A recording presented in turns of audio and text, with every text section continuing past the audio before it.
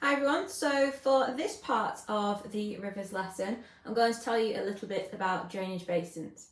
Now, a drainage basin is an area where all of the rain and precipitation that falls in an area will flow into one specific river. And there is an invisible boundary that marks this area, and we call this boundary the watershed. If the water lands on one side of the boundary, it goes to one river. If it lands on the other side of the boundary, it goes to another river. Water is just like most other things. It will follow the forces of gravity, so it will flow off the top of a hill in whichever direction it thinks is easiest. So, starting at the beginning of the river, that's our source.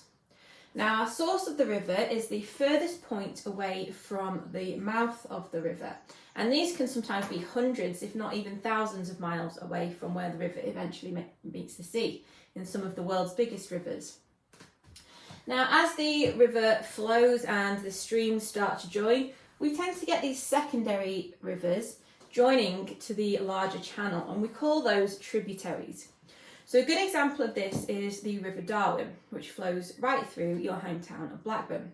Now, the River Darwen is a river in its own right, but once it reaches the River Ribble, we would refer to it as a tributary because it has joined a larger river.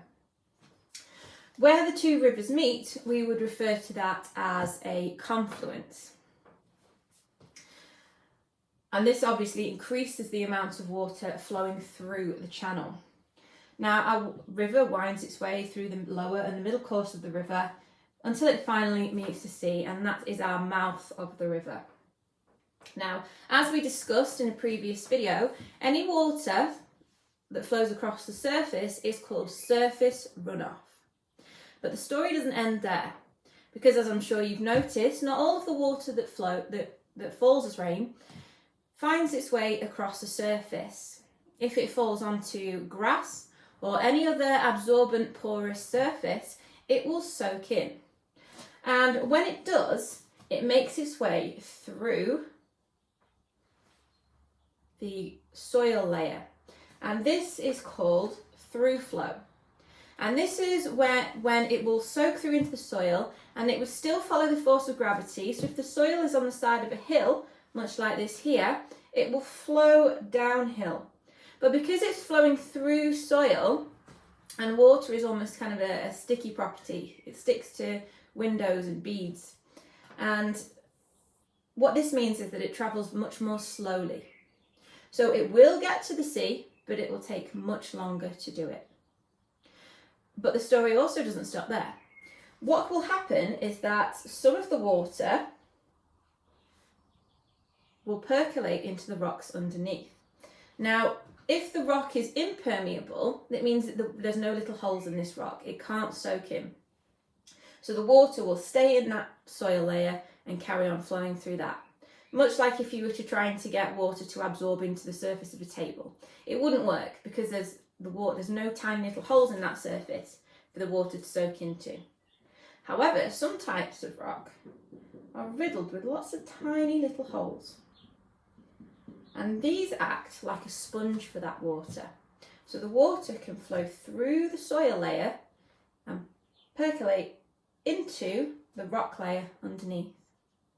Now, once this happens, it takes a much longer amount of time for the water to be able to travel through this rock because it has to find its way through all those tiny little holes and gaps in the rock.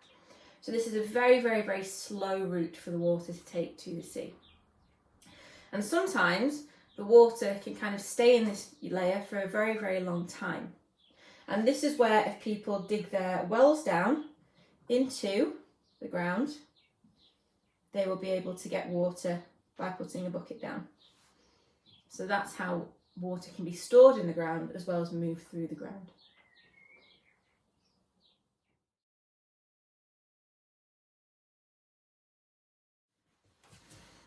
Hi again, Year 8. So today I'm going to talk to you a little bit about the different parts of a river. So let's start with the absolute basics. We call this part of the river here the bank. And that is simply the side of the river where the river ends and the land starts to begin again. At the top of the river, we have the surface. And at the very bottom of the river, we have what we would refer to as the bed. Now, these are fairly basic ideas, but what we want to make sure you're using is the correct terminology. So, whenever you're referring to the space in which the water is flowing, you refer to it as the channel.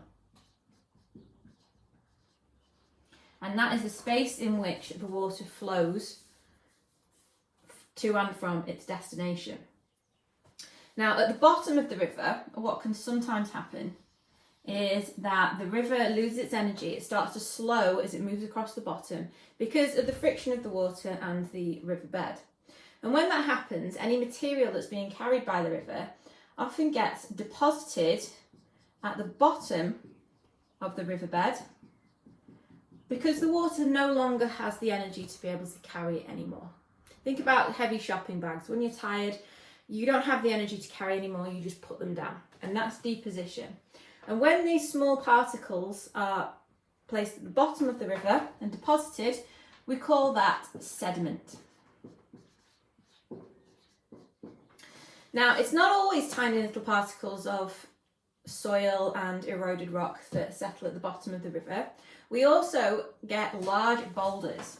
And you may have seen this if you've ever gone on a river walk, that you find boulders at the bottom of the river. Sometimes you can see them through the flowing water, and sometimes they're absolutely huge and they stick out through the surface of the water itself. And what we call these are bedload. And these are any rocks or pebbles, so they can be very, very small in size, or they can be absolutely huge. And these are the bedload because they are resting on the bed of the river.